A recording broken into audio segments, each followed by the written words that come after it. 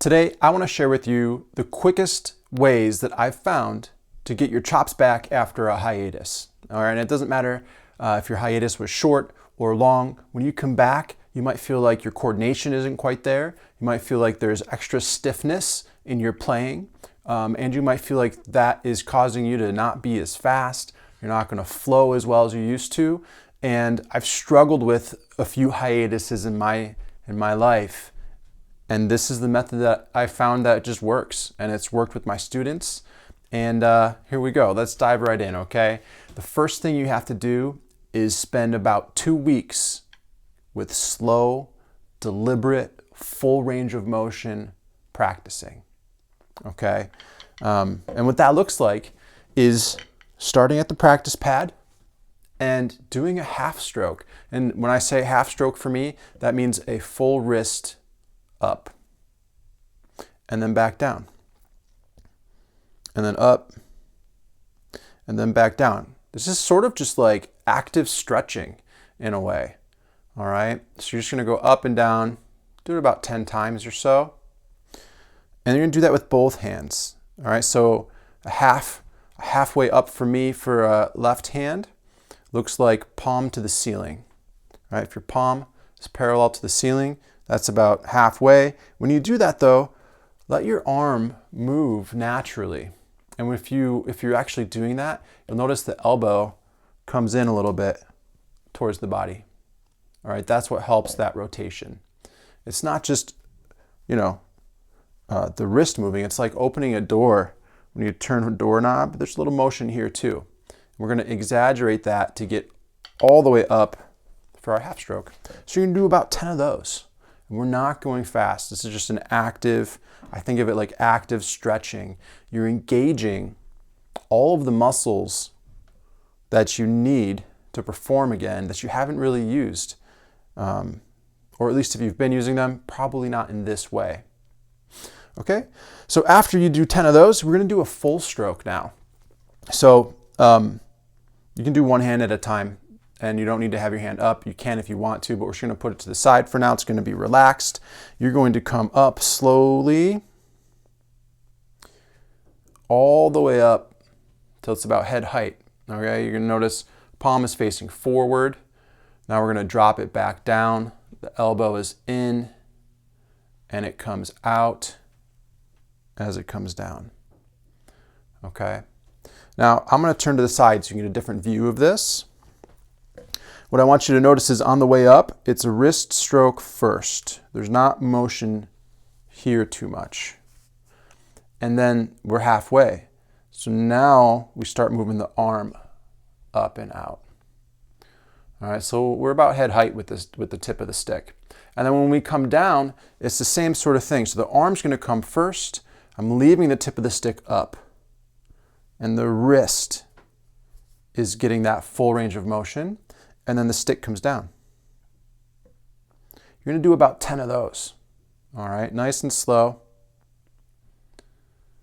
Yep, I actually count in my head when I do this. I'll count 1, 2, 3, 4 halfway. 1, 2, 3, 4 all the way.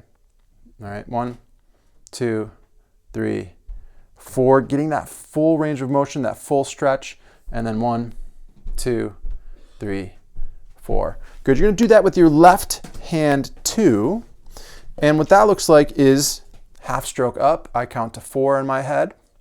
And then the elbow comes out in front and across your body as this comes up, okay? And then we come back down the same way. Elbow first, leading the motion across your side, and then it starts coming out for the second half and down. If you're playing matched grip, this still works. You just do the same thing as you did with your right hand, okay? But for those the left grip traditional people, this is how you're gonna do it. So you do 10 of those. Tip up, all the way up, hold it for a few seconds, and then bring it back down. 1, 2, 3, 4. Good, so while you're doing this, like I said, it's an active stretching. You're activating all those muscles and tendons and ligaments that you haven't used, and you're triggering them to sort of get that muscle memory back. Because if you've created a muscle memory in the past, it will always come back quicker the second time. And it just comes back quicker if you're letting everything activate slowly and accurately. I don't know why. I'm sure there's some science behind it, but it's worked with students of mine for years and years and years. So, you know, if you're getting your chops back, step one is slow, full range of motion.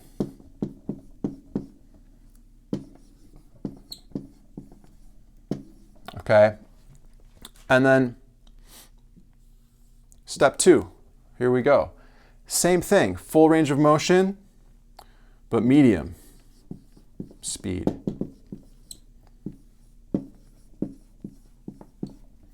Right, but full range still. So what that looks like is we're starting to flow now, right? There's less pausing in between. And we're going to start from a full stroke. And we're just going to drop the stick right down. Good. So it's controlled, but it's a natural drop, right?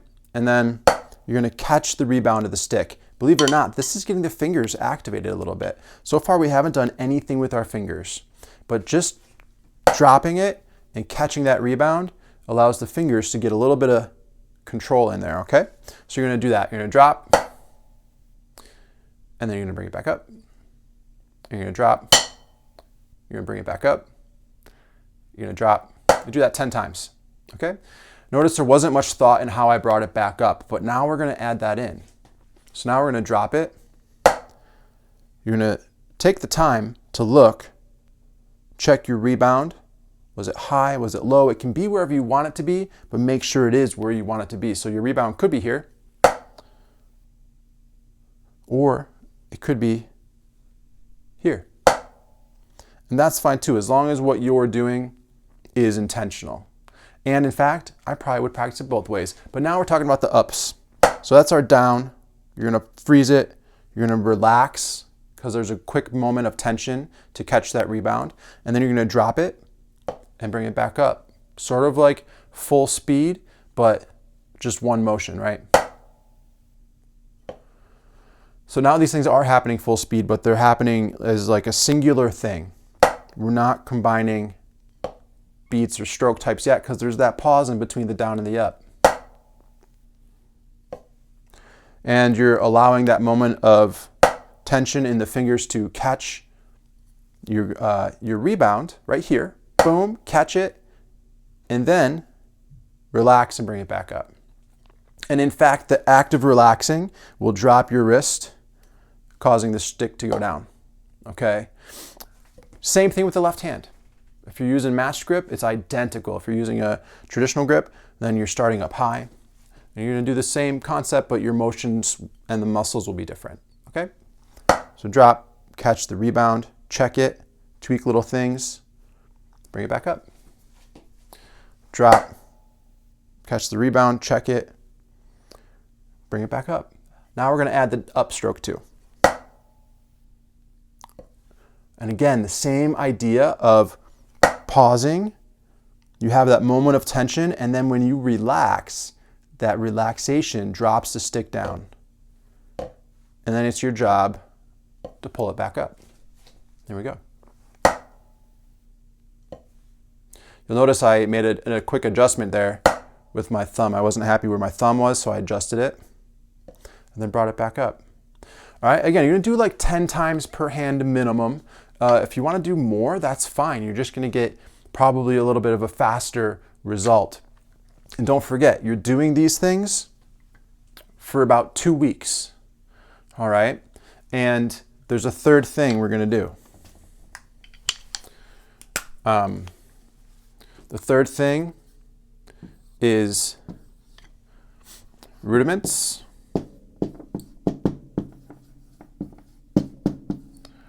Or any sort of exercise or pattern that you like. But I want it to be something that's memorized. and something where you're not putting really any sort of mental energy into what your hands are doing as far as stickings or what your brain is processing as far as rhythms. I want it to be like something that's ingrained rhythmically. And if you need to, it can literally just be single strokes. That'll be effective too. Okay, but it has to be slow, it has to be relaxed, and you have to let it flow. So I'm just going to do some paradiddles. And it's slow enough that I can be very deliberate with my range of motion still. Notice I'm still getting that full range of motion in here. That's the important part. We want to always be getting full range of motion. If I go faster, that range of motion isn't the same as this. And that's the difference maker, is that you're getting that full range. Everything is getting blood flow, it's getting stretch, it's getting activated. So it's just slow. And what I would do is I just go through my rudiments. Right? I go through the old Percussive Arts Society International 40 rudiments one at a time. Maybe one day you just do the flam rudiments on that list. The next day you just do roll rudiments on that list, but they're slow. Everything is being thought about. Everything is relaxed. You're not letting the tension sneak in yet. Okay? And you can do that for 2 weeks. And then see where you go. After that, after those 2 weeks, I'm willing to bet that you're willing to start just going back to your normal practice plan. Okay? Now, when I was going through my college program as a percussion major, I spent my summers working construction. And I would do sometimes 10 hours a day of labor. And what that looked like for me was digging holes. I was working for a commercial plumbing company as a laborer. And so I was digging usually trenches to lay pipe in parts of a building or landscape where they couldn't get machines into. So it's literally just digging holes, shoveling stone all day long. At the end of the day, your forearms were just sort of burning, a little bit swollen feeling. Your grip would feel swollen, like to make a fist would even be like a little difficult. All kinds of tension through here just from all day of shoveling stone and dirt. And so in those summer months, I didn't really practice. I was playing with a band that would maybe practice once a week for a couple hours, and I would play drum set, and I could feel that tension, right? And by the end of the summer, I was not myself. I was not where I left off at the end of summer. I took several steps back. And the first few semesters of doing that, it was sort of a struggle. It was a fight, and I would just force my way back in. The semester opened with auditions, and that would determine where you were placed for the rest of the semester. So you wanted to be good right away, and I would just force it. And, there's some ways that you can be good with forcing it, but it was never good because it was tension. And that's never good to have. So if you want to do it the right way, this is what I ended up discovering. That you just go back to these really slow movements, full range of motion. I could actually do this while I was still working and destroying my arms every day. And this was still good. It kind of kept things limber. But what I noticed is if I do this for about 2 weeks, then I was really back on track. I really felt like I didn't lose anything from that last semester of really focused study that I had done. So when you're done with this 2 weeks, jump right back into your practice plan. All right. If you're someone who feels like you need some guidance on your practice plan, you're not sure if what you're doing is the most effective, you're not sure if what you're doing is what you need to be doing to reach your goals, consider checking out my Elite Technique Snare Drum Challenge. All right. Because I fully believe that if you do certain things the right way and with the right intention and with the right plan, anyone can get an elite level of technique, or at least you'll be better than 90% of the drummers out there, right? And to me, I'd consider that top 10% elite, and it's not hard to achieve. You just need to do the right things. So if you want, check out my challenge. There's a link in the description. It'll give you more information, but it's just a 3-day live event with me, and we're gonna build you a personal practice plan. And we're going to talk about what exercises you should be doing, the science behind effective practice, okay? Because a lot of times we're not sure how to be effective, and we're just spinning our wheels over and over again. So we're going to give you the answers to that.